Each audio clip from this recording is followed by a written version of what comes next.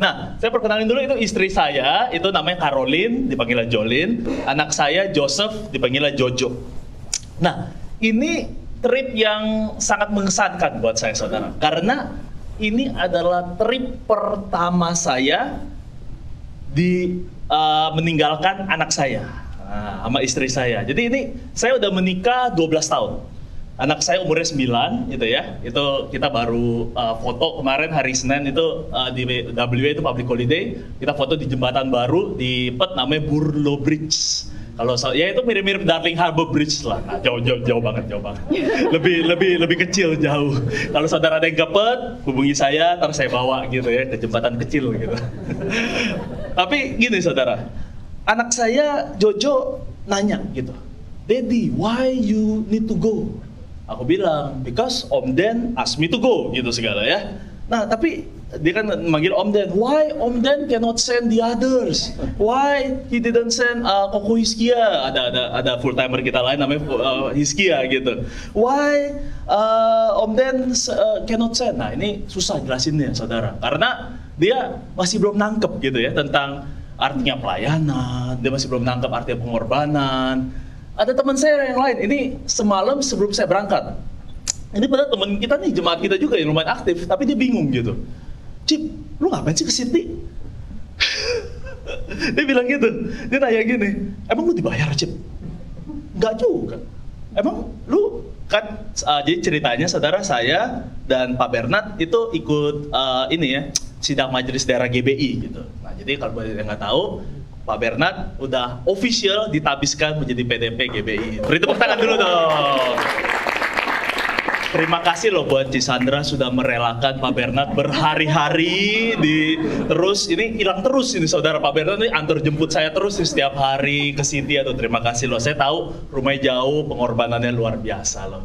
Ini saudara harus bersyukur loh punya pengajar seperti Pak Bernard yang luar biasa. Waktu pas beliau datang ke Perth, itu semua orang tim Praise Worship tuh berubah karena beliau. Jadi dia mau mengajar tentang worship itu lifestyle, bukan cuma bermain musik di gereja gitu ya.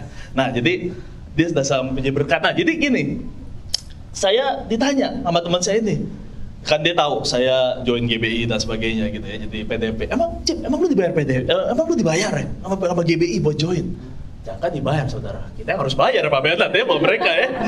Kita nggak dibayar gitu. Nah, ini orang yang mungkin sedikit ini belum mengerti maksudnya panggilan.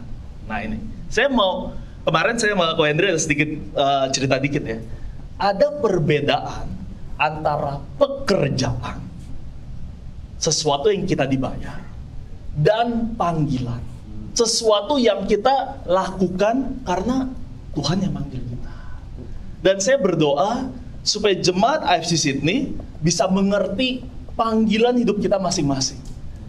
Saya datang ke Sydney karena saya memenuhi panggilan Tuhan. Bukan karena saya full timer, bukan. Saya setiap hari bekerja di perusahaan sekuler, saudara. Tapi saya melakukan ini karena saya full heart melayani Tuhan. Bukan karena dibayar, tapi karena full heart, saudara. Dan saya mau hari ini, saudara, yuk kita memenuhi panggilan Tuhan dalam hidup kita.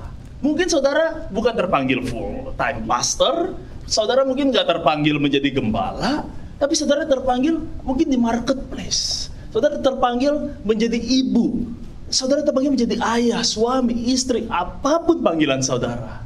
Yuk kita sama-sama, kita mau naik level, amin. Kita mau sama-sama kita naik level. The more and more kemuliaan, dari kemuliaan sampai kemuliaan. Yang percaya katakan amin. Amin. Nah, yang berikutnya saudara, ya beri tepuk tangan dulu buat Tuhan lah. Ada satu quote yang bagus saudara dari Billy Graham. Dia bilang begini saudara, "To believe in Jesus, it costs nothing." Artinya apa? Harganya sudah dibayar Yesus di atas kayu salib.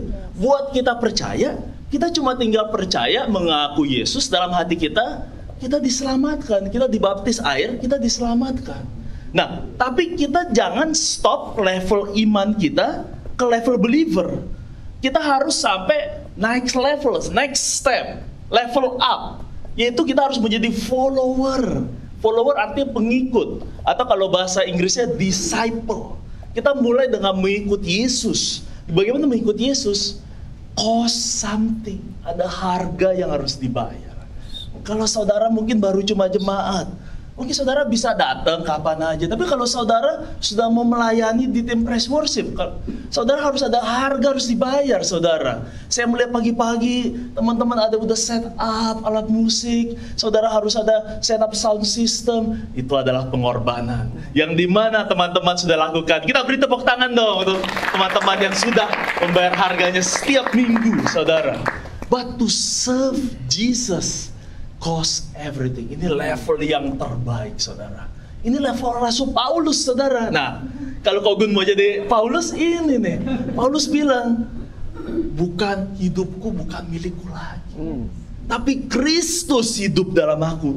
Dia sudah mematikan kedagingannya. Dia sudah mematikan keinginannya untuk mengikut Tuhan Yesus. Hari ini, saudara, saya mau yuk kita mengerti panggilan kita. Bukan cuma sekedar believer. Bukan sekedar kita, oh Najib, yang penting gue ikut Tuhan, yang penting gue ke gereja, yang penting gue mati masuk surga. No. It's not about going to heaven anymore. We need to live on earth and have the kingdom mind spirit. Amin. Saya percaya Pak Bernard sudah mengajar saudara tentang kingdom spirit. Dan hari ini, saudara, saya mau kita belajar sama-sama bagaimana kita level up itu. Mari kita tundukkan kepala kita berdoa sebelum kita baca firman Tuhan. Bapa di dalam surga, terima kasih Bapa, hamba-Mu sudah berada di kota yang luar biasa dari Sydney, dan jemaat AFC Sydney yang luar biasa juga, saudara Bapa, yang mereka sudah sangat membayar harga, banyak pengorbanan, banyak sacrifice mereka lakukan demi pelayanan-Mu, Bapa. Engkau, Bapa, yang sekali lagi hari ini Engkau yang buat kami level up, biar iman kami bukan sekedar biasa-biasa saja. Kami mau menjadi pengikut-Mu, bukan hanya menjadi follower. Kami mau serve You, Lord, until the end. Kami berkati, Bapa, sekali lagi untuk firman-Mu yang akan hamba-Mu sampaikan.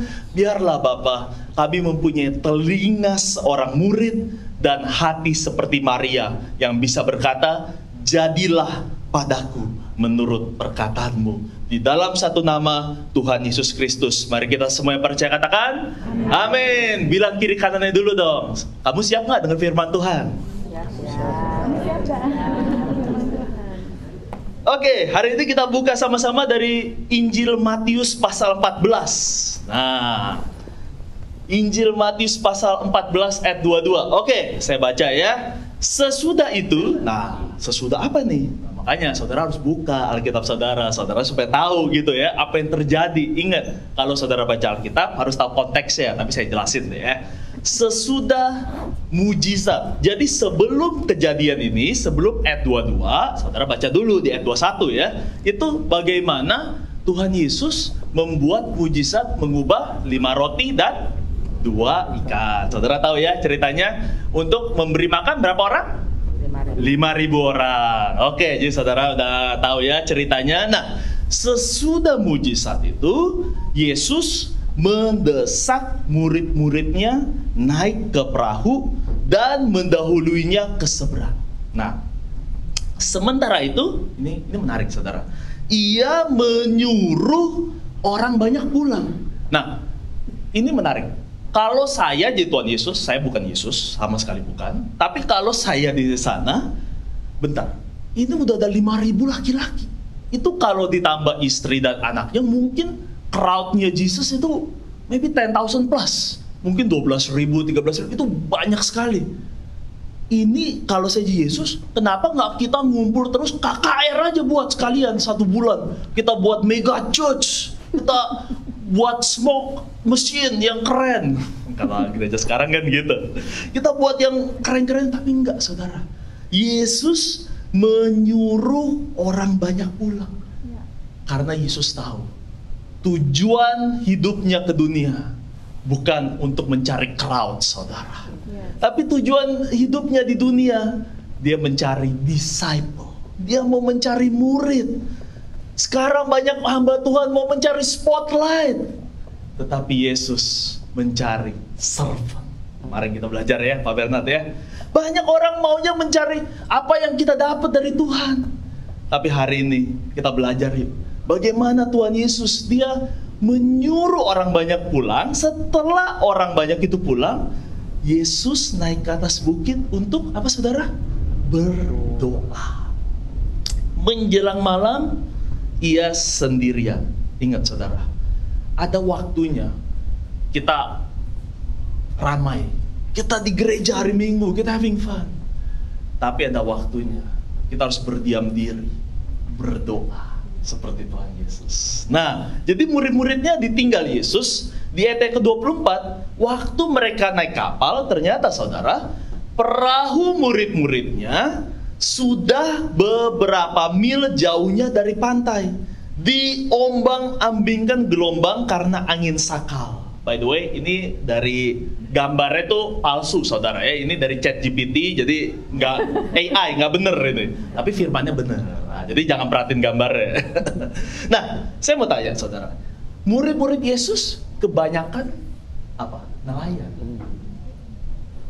Waktu perahunya diombang-ambingkan, kok bisa ya? Mereka kan udah expert, mereka profesional. Tapi kenapa Tuhan izinkan? Nah, kenapa badainya itu justru datang pada waktu Tuhan Yesus nggak ada? Ini adalah pertanyaan klasik. Kenapa kita ikut Tuhan, kok masih ada masalah?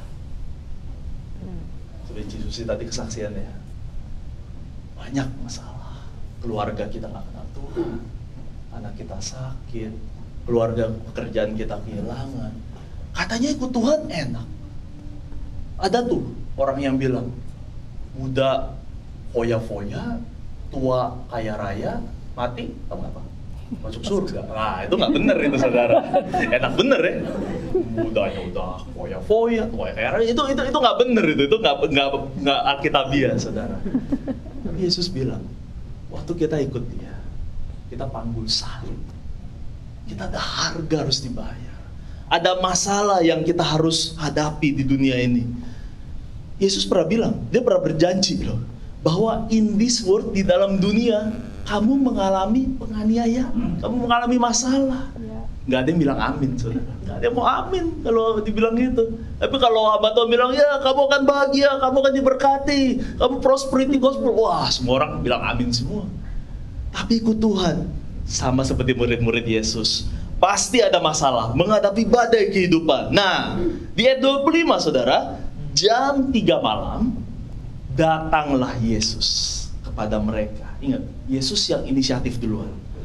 Datang Yesus berjalan di atas air. Ketika murid-muridnya melihat Dia berjalan di atas air, mereka terkejut dan berseru, itu hantu.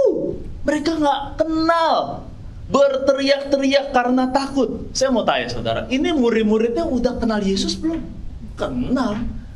Tiap hari makan bareng Yesus, tiap hari ngobrol sama Yesus. Kemarin baru lihat miracle, baru lihat mujizat yang luar biasa, 5 roti 2 ikan dilipat gandakan. Tapi langsung melihat badai, melihat Yesus di atas air, nggak kenal saudara. Berapa di antara kita lupa, kita nggak melihat Yesus karena kita melihat masalah kita. Waktu kita melihat ombak kehidupan, waktu kita melihat masalah, kita nggak melihat Tuhan lagi. Tapi waktu kita melihat Tuhan, waktu kita tetap percaya pada Tuhan Yesus, itulah di mana iman kita bisa bertumbuh. Amin. Nah, yang berikutnya saudara, di ayat yang ke-27, segera Yesus di dalam ketakutannya, Yesus berkata kepada mereka.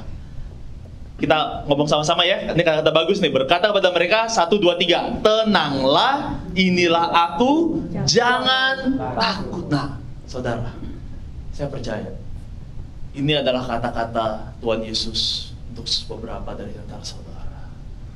Berapa dari antara saudara menghadapi tahun 2025 ini, saudara penuh ketakutan, saudara penuh kecemasan. Apa yang akan terjadi? Bagaimana dengan pekerjaanku? Bagaimana dengan keluargaku? Mungkin ada saudara doa yang belum terjawab. Mungkin ada saudara yang ada sesuatu yang saudara sudah pergumulkan, ada dosa yang saudara mau lepaskan, ada kekecewaan yang saudara belum ampuni. Hari ini saudara, Tuhan Yesus berkata, jangan takut. Bilang kiri kanannya dulu dong, jangan takut. Jangan takut. Lalu Petrus, saya suka sama Petrus saudara. Petrus ini orangnya intim. Orangnya pasti yang pertama ngomong. Orangnya pemimpin, dia pasti orangnya dominan intim kayak teman kita Ko Henry itu. Petrus tuh yang pertama duluan kalau saudara ngomong. Dia tuh yang pertama ngomong, tapi yang pertama salah ngomong juga kadang-kadang. Petrus berkata kepadanya, Tuhan, apabila engkau itu, apabila engkau, dia masih belum tahu apa benar ini Tuhan Yesus. Apabila engkau itu, suruhlah aku datang kepadamu, berjalan di atas air. Kata Yesus, datanglah. Petrus orang luar biasa, saudara. Dia mungkin nggak bisa lihat dia nggak bisa lihat Tuhan Yesus karena jam 3 pagi, tapi dia mendengar. Waktu Tuhan Yesus bilang datanglah, dia take a leap of faith, saudara. Dia turun dari perahu dan berjalan di atas air mendapatkan Yesus. Ada satu buku, saudara. If you want to walk on the water, you first must step out of the boat. Waktu kita mau mendapatkan miracle Tuhan, saudara, saudara harus keluar dari zona nyaman saudara. Kalau saudara masih mau terikat, kalau saudara nggak mau lepas dari keterikatan saudara, saudara nggak bisa lepas. Harus dari keinginan sendiri dahulu, harus dari saudara dulu yang mau untuk level up. Walaupun GO saudara udah bilang, ayo kamu pelayanan dong. Mungkin Pastor Bernard udah khotbahkan berkali-kali. Kalau saudara nggak memutuskan diri sendiri untuk naik level, saudara nggak pernah naik level. Tapi hari ini saudara, saya berdoa AFC Sydney akan naik level. Amin. Dari kemuliaan sampai kemuliaan, beri kemuliaan buat Tuhan. Nah, ayat 30. Tetapi, nah ada kata tetapinya. Walaupun Petrus berjalan di atas air, dia merasa tiupan angin. Dia bukan melihat Yesus lagi, saudara. Dia mulai melihat angin. Dia mulai merasakan ombaknya begitu besar. Dia tahu, dia mulai takut, saudara. Takutlah ia, mulai tenggelam. Lalu berteriak, Tuhan, tolonglah aku. Lord, help me. Saudara AFC Sydney, kalau saudara punya pergumulan, saudara teriaklah bersama Tuhan. Jangan saudara post sosial media. Jangan saudara gosip ke kanan ke kiri. Tapi yang pertama, saudara berdoa minta, Lord, help me. Ini menarik, saudara. Segera Yesus mengulurkan tangan. Tuhan kita adalah Bapa yang baik. Amin. Dia menolong kita. Tangannya tidak terlalu pendek untuk menolong Petrus. Di waktu Petrus tenggelam, dia mengulurkan tangannya, memegang dia dan berkata, hai orang yang kurang percaya. Bahasa Inggrisnya, oh you of little faith. Banyak orang mungkin berpendapat, tuh kan Petrus kan, ngapain dia jalan di atas air? Tenggelam kan? Kalau saya lihatnya berbeda, saudara. Saya lihat Petrus punya iman. Walaupun imannya nggak besar, dia punya little faith. Tapi dengan imannya itu, dia berani keluar dari zona nyamannya. Dibandingkan 11 orang murid yang lain, Petrus tidak takut menjadi minoritas. Berapa banyak di antara kita, saudara, yang bekerja di perusahaan sekuler. Saya punya perusahaan sekuler, saudara. Company saudara mungkin memaksa saudara, ayo kamu pakai baju ini supaya kamu harus pro yang sebelah kiri sana. Saya ngomong-ngomong lah ya, tahulah saudara maksudnya. Kamu harus pakai baju yang warna-warni itu, pakai pelangi. Berapa di antara saudara bayar harga? Saudara harus berani menjadi minoritas. Saudara harus berani menjadi orang yang berbeda di antara sekian banyak orang. Lalu mereka naik ke perahu dan angin pun reda. Ini menarik saudara. Yesus tidak pernah tertulis dia menegur Petrus duluan. Dia nggak bilang waktu Petrus lagi tenggelam, Tuhan tolong, tuh blek tenggelam gitu ya, bayangin ya. Terus Yesus nggak ngomong, lu kurang percaya sih, coba lu percaya, kan lu bisa terusin. Enggak saudara, kebalik ya. Yesus itu menolong dulu, baru diajarkan. Sama seperti wanita yang kedapatan berzina, saudara. Yesus bilang, aku pun tidak menghakimi engkau. Pergi dan jangan berbuat dosa lagi. Sementara orang dunia bilang, dia harus pergi dulu, jangan buat dosa dulu, baru kita menghakimi. Tapi Tuhan kita luar biasa, saudara. He's full of grace and mercy. Amin. Walaupun saudara masih berdosa, saudara bisa mendapatkan kasih karunia itu. Waktu saudara mungkin belum mengenal Tuhan, saudara belum begitu membaca Alkitab. Waktu saudara minta tolong, tangannya tidak terlalu panjang, tangan dia tidak pernah terlambat menolong saudara. Amin. Amin. Orang-orang di perahu itu menyembah dia, katanya, sesungguhnya engkau anak Allah. Saya mau saudara kita ubah paradigma kita. Pertanyaan, hai orang kurang percaya, mengapa engkau bimbang? Why do you doubt? Keraguan. Mengapa engkau bimbang? Mengapa engkau ragu? Ada banyak orang berpikir, oh, jadi orang Kristen harus nggak boleh ragu. Kita harus 100% ikut Tuhan. Kita harus radikal. Yes, benar. Tetapi kehidupan, kecemasan, kadang-kadang kita masih manusiawi, saudara. Saya mau tantang saudara. What if this question is not accusation? Itu bukan pertanyaan menghakimi, saudara. Mengapa engkau bimbang? But it's actually an invitation. Ada satu quote yang bagus sekali, saudara. Bisa yang berikutnya? Ini dari Craig Groeschel. Dia bilang begini, doubt is not enemy of faith. Keraguan itu bukan musuh iman, saudara. But doubt is often a pathway to a deeper, more meaningful faith. Yang percaya katakan amin. Saudara, keraguan bukan berarti kita hilang iman kita, bukan.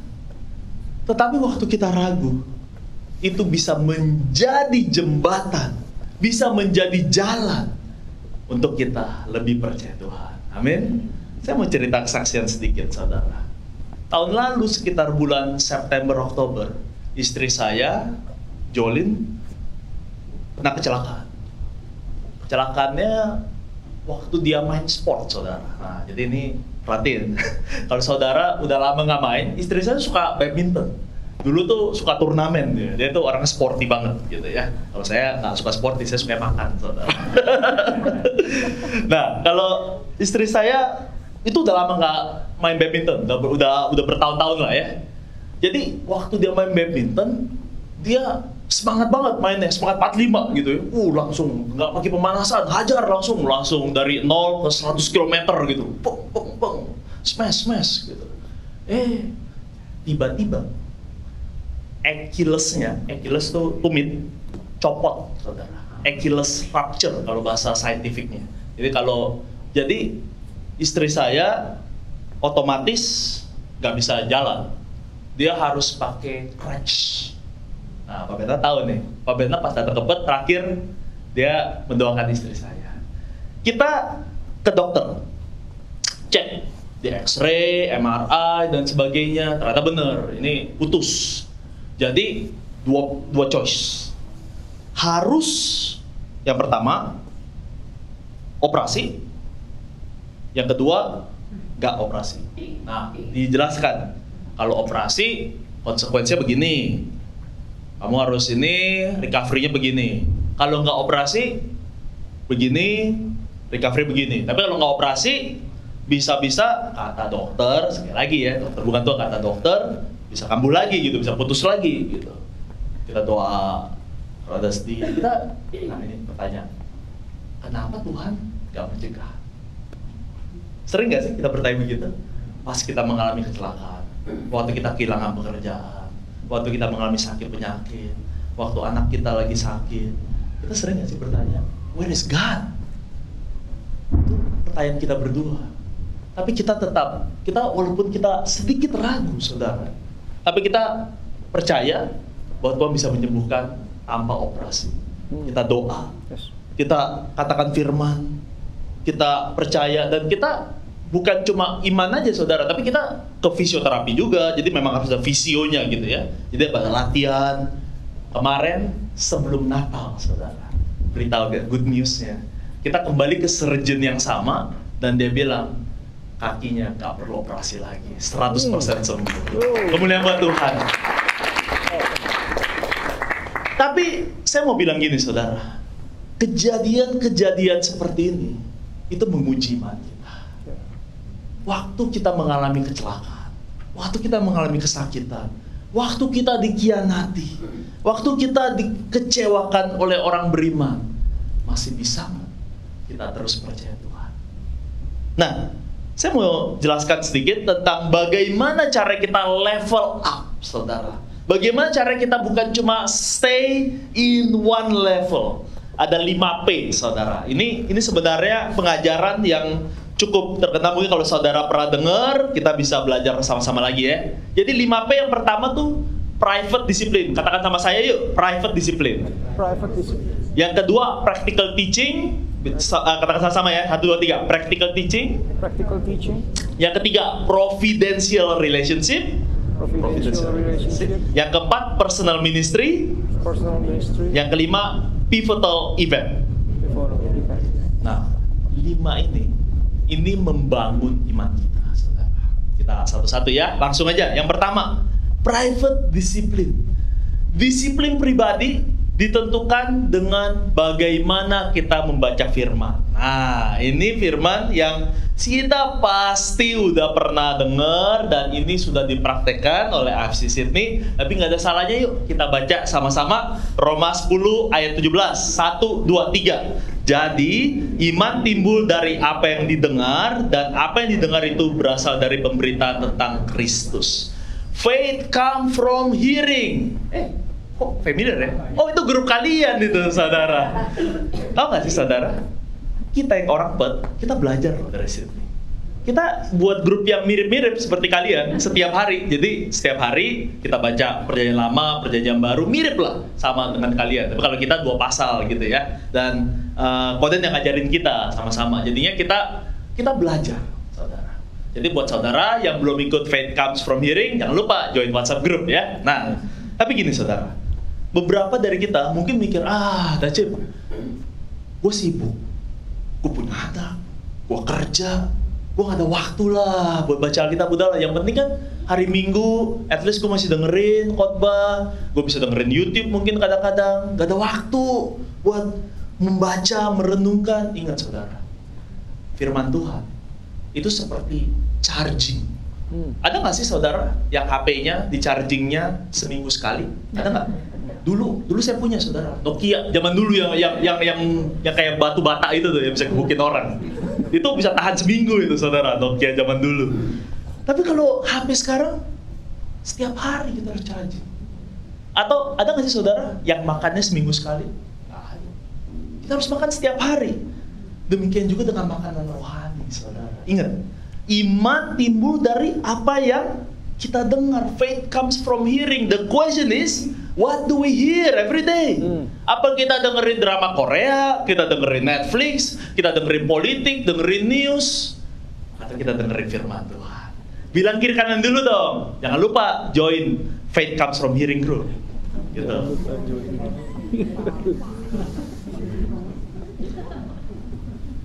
Oke, yang kedua, practical teaching. Nah, Dari firman Tuhan dari Yakobus 1 ayat 22 sampai 23. Kita baca sama-sama ya. 1, 2, 3. Tetapi hendaklah kamu menjadi pelaku firman dan bukan hanya pendengar saja. Sebab jika tidak demikian, kamu menipu diri sendiri. Sebab jika seorang hanya mendengar firman saja dan tidak melakukannya, ia seumpama seorang sedang mengamat-amati mukanya sebenarnya di depan cermin. Nah, hari ini saudara sangat beruntung. Saudara diberkati dengan pengajar yang luar biasa seperti Pak Bernard. Isi pengajarannya luar biasa. Practical teaching, saudara. Saudara, tapi pertanyaannya, saudara lakukan apa tidak? Because you know why? Most Christians are educated way above their obedience. Saya ulangi ya. Banyak orang Kristen penuh pengetahuan Alkitab, tetapi mereka nggak melakukannya. Saya ada orang, ini orang bukan di Sydney, jago Alkitab saudara. Setiap ketemu saya bisa keluar tuh 1 Korintus 5 ayat ini. Wah, kalau setiap kali saya sharing di Oikos ya, ini orangnya cukup senior, maaf Om Tante, bukan bermaksud ini ya. Tapi orangnya cukup senior, jadi saya selalu kasih dia ngomong gitu. Dia ngomong, wah ayat begini. Tapi kelakuannya saudara kurang mencerminkan Kristus. Nah, jadi begini saudara, kita bukan cuma jago kandang. Jangan kita cuma jago ayat Alkitab. Jangan kita cuma jago teori. Tapi kita harus ingat, pelaku firman. Yes. Do what it says, bukan cuma menjadi pendengar aja saudara.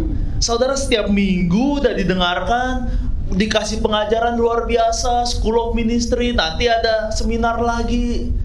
Saudara ikut, saudara diajar, saudara belajar, dan saudara lakukan, praktekkan. Bukan cuma mendengarkan saja saudara. Mungkin saudara bisa bilang, ya oke dah Cip, yes. Tadi khotbah bagus, lucu dikit, ya udah, terus so what? Tapi kalau saudara nggak praktekin, saudara nggak pernah baca Alkitab, ya. Saudara nggak pernah praktekin apa yang saudara pelajari, sama aja saudara. Ya, jadi coba bilang kiri kanannya, jangan tidur pas khotbah, makanya kayak di gambar itu ya. Coba bilang kiri kanan dulu dong, jangan tidur ya. Di sini nggak ada yang tidur. Nggak ada yang tidur ya. Makanya ini AI lucu-lucu aja. Oke, yang ketiga, providential relationship. Nah, ini foto Koden dan Jikeren, salam shalom saudara. Beliau lagi melayani di Perth akhirnya setelah 2 bulan nggak melayani. Mereka lagi di Sydney kemarin selama 2 hari. Jadi kemarin kita sempat ada makan bareng ya di rumah Ko Henry. Nah, ada Efesus 2 ayat 19. Kita baca sama-sama ya. 1, 2, 3. Demikianlah kamu bukan lagi orang asing dan pendatang, melainkan kawan sewarga dari orang-orang kudus dan anggota-anggota keluarga Allah. Garis bawain kata keluarga Allah. Keluarga Allah itu bahasa Greeknya oikos. Saudara tahu oikos? Kita tahu ya, kita kan satu gereja. Sebenarnya saya bukan tamu saudara. Makanya tadi saya sedikit gelisah waktu pas Pak Bernard tadi, ini guest speaker, bukan saudara. I'm your friend from Perth. Kalau kita kan satu keluarga, kita sama kok, gerejanya sama, namanya sama, pemimpinnya sama, programnya juga mirip-mirip, ya bisa lah. Bukan kalau guest speaker yang lain gitu saudara ya. Nah, tapi gini saudara, ini kan visinya sama ya Pak Bernard ya. Home for All ini kan kalian udah pernah bilang ya, ada. Nah, jadi gini. Visi gereja Oikos, home for all, rumah buat semua orang. Kita nggak peduli saudara dari denominasi manapun, saudara dari Indonesia manapun, saudara mungkin belum percaya, you are welcome in this church. Tapi ingat, bukan cuma home for all, bukan cuma saudara nyaman, tapi kita mau saudara bertumbuh, made new. Saya mau saudara mendengar cerita kesaksian seperti Susi tadi. Bagaimana orang bisa bertobat, bisa dibaptis di gereja ini, amin. Made new for His purpose. Bagaimana caranya? Oikos, kelompok kecil. Kalau saudara belum join Oikos, saya sarankan, saudara nggak bisa bertumbuh sendirian, saudara. Saya mau cerita dikit ya tentang Oikos. Saya udah join Oikos Perth tahun 2003. Itu dimana saya baru datang ke Perth dan saya bertobat di sana, saya lahir baru di sana, dan saya melayani bersama-sama Koden di sana. Nah, singkat cerita, saya ada panggilan. Saya bilang sama Koden, saya mau jadi full timer. Nah, jadi saya pernah, saudara, melayani sebagai full timer di gereja AFC Pet. Kira-kira tahun 2010-an lah, 2010-2011 waktu itu. 2011-2012. Sebelum saya nikah 2013, jadi 2011-2012 sebelum saya nikah. Nah, jadi waktu saya melayani full timer, ternyata saya dan Koden konflik besar. Kita berdua ternyata, singkat cerita, kita akhirnya udah, kita pisah baik-baik. Saya bilang sama Koden, saya udah nggak jadi full timer lagi. Nah, itu saya langsung drop, saudara. Dari yang tadi khotbah, yang tadi saya pelayanan anak muda, langsung jadi jemaat, nggak ngapa-ngapain, kecuali di belakang layar aja. Itu saya tempted, saudara, waktu itu. Teman-teman saya nih, saya kan ada grup juga gitu ya. Mereka bilang, Cid, ngapain kita stay di AFC? Udah, yuk keluar yuk sama-sama. Langsung aja pecahin, yuk buka gereja baru atau pindah gereja lain. Saya doa, saya dengar suara Roh Kudus di dalam hati saya bilang, you're not finished yet, you're not finished yet in this church. So I decided to stay. Saya kembali melayani sebagai volunteer. Saya bukan siapa-siapa, saya bukan mengkhotbah. Waktu itu selama saya mengalami masa-masa kelam itu, saudara. Tapi saya belajar untuk kesetiaan diuji di masa sukar. Waktu kita happy, waktu kita senang, waktu kita diberkati Tuhan, kita gampang kita bilang God is good. Kita bisa nggak kita tersetia pada Tuhan? Bisa nggak kita setia pada pemimpin kita? Waktu kita dikecewakan, waktu kita berantem, waktu kita konflik. Saya belajar bahwa gereja bukan bioskop, saudara. Gereja adalah keluarga. Waktu simbol itu, Oikos Church, gereja rumah, home for all, bukan sekedar simbol, saudara. Tahu nggak sih bedanya home or not home? Nah, ini saya kasih ilustrasi ya. Misalnya, saudara makan di restoran, di Medan Cia misalnya. Enak banget loh, saudara. By the way, restoran Indonesia di Sydney lebih enak daripada Pet. Saya bilang sama teman-teman saya, wah guys, gila, kita kalah banget nih restoran di Indonesia kita di sana. Saudara lagi makan nih di Medan Cia misalnya, tiba-tiba saudara lihat ada asap, kebakaran restorannya. Saudara ngapain? Kabur dong. Oh iya dong, bodo amat, makannya masih tersisa, yang penting nyawa gua nggak bakar gitu. Kabur dong. Tapi kalau saudara yang punya pemiliknya, apa saudara lakuin? Saudara coba pademin dong. Saudara stay, langsung pakai fire extinguisher, pakai apapun untuk pademin api. Nah, pertanyaannya, apakah saudara nganggap gereja ini sebagai rumah saudara? Atau saudara nganggap gereja ini hanya sebagai restoran? Kalau khotbahnya bagus, gua stay. Kalau khotbahnya jelek, gua nggak mau. Kalau musiknya lagi situ main jelek, gua mau ke gereja si A aja, atau gereja si B. Atau saudara stay karena ini adalah rumah saudara. Saya memutuskan untuk stay di Oikos. Saya tetap melayani, dan puji Tuhan, Koden percaya saya second chance. Bukan sebagai full timer, tapi menjadi full heart, saudara. Dan ini adalah kesempatan kedua buat saya. Dan saya mau bilang, kalau saudara ada di tempat ini, AFC Sydney, bukan kebetulan.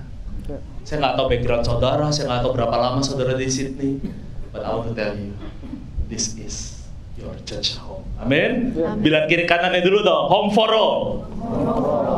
Oke, yang berikutnya itu yang ketiga, providential relationship ya. Yang keempat adalah personal ministry. Nah, ayatnya 1 Petrus pasal 4 ayat 10. Kita baca sama-sama ya. 1, 2, 3. Layanilah seorang akan yang lain sesuai dengan karunia yang telah diperoleh tiap-tiap orang sebagai pengelola baik dari anugerah Allah.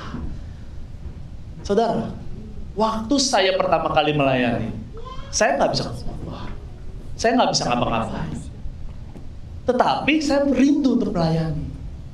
Karena firman Tuhan bilang, ini buat kita supaya kita next step level. Kita bukan cuma terima firman Tuhan, bukan cuma kita dengerin Alkitab, kita bukan cuma beroikos doang, tapi kita harus melakukan, kita harus giving back, kita harus ada personal ministry-nya. Sekarang pertanyaannya, apa yang bisa saudara lakukan untuk gereja ini?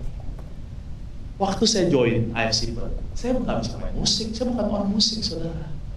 Saya pernah coba nyanyi, audition, tim press worship-nya bilang gini, Dajib, kamu bisa nyanyi, tapi lebih bagus kamu jangan nyanyi deh.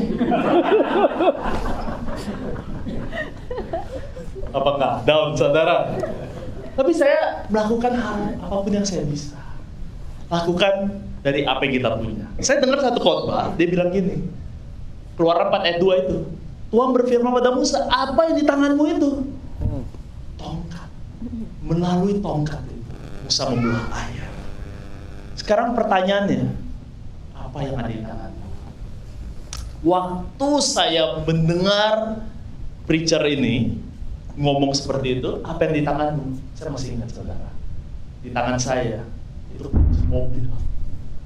Itu mobil Eco, Toyota Eco, itu Toyota zaman dulu, itu AI, jadi nggak sebagus itulah mobil saya dulu. Saya nggak bisa ngapa-ngapain, tapi saya punya mobil. Saya berdoa, Tuhan, pakai mobil saya untuk kemuliaan Tuhan. Pelayanan pertama saya, apa saudara? Antar jemput. Saya cuma nganterin orang ke gereja. Saya bilang, yang perlu jemputan, saya datang, saya anterin. Waktu oikos saya bisa nganter jemput. Nah itu aja. Itu yang kita bisa punya. Saudara mulai dari apa yang saudara punya. Remember this. Not every Christian, tidak semua orang Kristen, not every Christian called to pastor. But every Christian are called to minister. Tidak semua orang dipanggil untuk menjadi pendeta, saudara. Tapi semua orang terpanggil menjadi pelita. Saya berdoa, saudara, AFC Sydney menjadi pelita, menerangi dimanapun saudara berada, di marketplace, di keluarga, di gereja, beri kemuliaan buat Tuhan. Haleluya. Yang kelima dan yang terakhir adalah pivotal events. Saudara, setiap kejadian itu bisa menguji iman kita. Yakobus 1 ayat 2-3 berkata, saudara-saudaraku, anggaplah suatu kebahagiaan apabila kamu jatuh ke dalam berbagai pencobaan. Waktu saya baca ayat ini, saya bilang, Yakobus, mana mungkin kita bisa anggap kebahagiaan? Waktu istri saya sakit, mana bisa bahagia? Apa Yakobus ini lagi kenapa dia bisa nulis seperti ini? Ternyata, lanjut saudara, sebab kamu tahu bahwa ujian terhadap imanmu itu menghasilkan apa, saudara? Ketekunan. Cerita istri saya good ending, tapi saya pernah kehilangan keluarga saya. Almarhum mama saya sakit, saudara. Kira-kira 15 tahun yang lalu, mama saya didiagnosa kanker stadium 4 paru-paru. Itu saya lagi dipom. Saya masih ingat. Saya doa sama Tuhan. Tuhan, saya pelayanan, saya jadi hamba Tuhan. Kenapa Tuhan izinkan? Kita doakan sama-sama, kita pakai kemoterapi. Tapi Tuhan berkata lain, saudara. Mama saya dipanggil Tuhan. Setelah 4 tahun berjuang. Itu dalam momen terburuk dalam hidup saya. Saya percaya Tuhan bisa menyembuhkan. Saya percaya karena Alkitab berkata seperti itu ya. Dan saya percaya bahwa sampai sekarang tetap Tuhan kita bisa menyembuhkan. Tetapi Tuhan izinkan mama saya dipanggil. Saya pernah down. Tapi ini ayat yang membawa kekuatan bagi saya. Waktu kita nggak mengerti jalan Tuhan. Di Amsal pasal 3 ayat 5. Percayalah. Mana bisa Cip gue percaya pada Tuhan? Ingat, percayalah kepada Tuhan. Trust in the Lord with all your heart. Dengan segenap hatimu. Jangan bersandar pada pengertianmu sendiri. akuilah dia dalam segala lakumu. Ia akan meluruskan jalan. Yes. Amin. Yeah. Waktu mama saya meninggal, saya baca quote ini juga, saudara. Waktu saya nggak mengerti kebaikan Tuhan, saya bilang, God is too good to be unkind. He's too wise to be mistaken. When I can't see His hand, I can always trust His heart. Yes. Yeah. Waktu saya nggak mengerti, waktu saya nggak bisa melihat tangan Tuhan, tapi saya tahu, saya punya Bapa yang baik. Amin. Suatu hari, saya bertemu mama saya lagi di tempat di mana tidak ada kanker, tidak ada air mata, tidak ada sakit penyakit, tidak ada kepahitan dan kekecewaan. Suatu hari lagi, kita akan bertemu kembali karena mama saya juga percaya Yesus. Hari ini, saudara, apakah saudara mengalami seperti saya? Mungkin saudara mengalami kegelapan. Saudara di dalam satu kekecewaan yang besar. Saya mau menutup khotbah saya ini dengan satu perumpamaan. Boleh saya minta tolong praise worship untuk maju ke depan? Saya iringi dengan musik dulu. Ada satu perumpamaan, saudara. Ini perumpamaannya bukan di Alkitab, tapi lumayan bagus. Jesus and Parable of the Pit. Saya bacakan ya. Perumpamaan orang yang jatuh ke lubang. Suatu ketika ada seseorang laki-laki nih lagi jalan, dia jatuh ke lubang, dia nggak bisa keluar sendiri. Ada beberapa orang lewat. Orang yang pertama, orangnya subjektive person come along and he said, I feel for you. Tapi dia nggak tolong. Orang subjektif kan seperti itu, saudara. The second person, objective person, come along and say, it's logical that someone would fall down there. Dia nggak bantuin juga, saudara. Orangnya objektif sekali tapi. Orang ketiga, orang Farisi. A Pharisee said, only bad people fall down to pit. Nah, kamu terlalu menghakimi. Orang yang keempat, mathematician, orang ahli matematika. Dia bukannya tolong, dia calculate berapa meter pitnya. News reporter datang, he want to have the story how he fall to the pit. Seorang Kristen fundamentalis datang, dia bilang, you deserve this pit. Seorang tax agent nanya, have you paid tax on the pit? A self-pity person said, you haven't seen anything until you see my pit. A charismatic, nah ini seperti saya nih, orang karismatik said, just confess you're not in the pit. An optimist said, hey, things could be worse. A pessimist said, things will get worse. But Jesus come. He see the man. He took him by the hand and lift him out of the pit. Thank you, Lord. That is our God. Yes. He want you to be out of the pit. Yeah. Berapa banyak dari kita, Bapak Ibu Saudara sekalian, kau sedang di dalam lubang kekelaman. Kau sedang di dalam lembah kekelaman. Kau sedang di dalam kekecewaan. Engkau seperti Petrus, engkau sedang tenggelam. Tapi Yesus hari ini datang, membawamu kembali naik ke atas. When you say, Jesus help me. Mari kita tundukkan kepala. Kita sama-sama fokus pada Tuhan.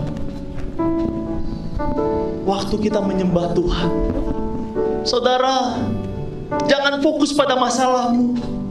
Janganlah fokus pada masalah pribadimu, fokus kepada Tuhan. Magnify His name. Waktu kita meninggikan Tuhan, kita tidak teringat masalah kita. Waktu kita membaca firman, iman kita naik. Waktu kita melayani, iman kita naik. Waktu kita beroikos, iman kita naik. Dan waktu kita dalam masalah, Kita percaya Tuhan bisa mengeluarkan kita dari masalah kita. Amin. Thank you Jesus. Thank you Jesus. Mari kita sembah Tuhan. Thank you Lord.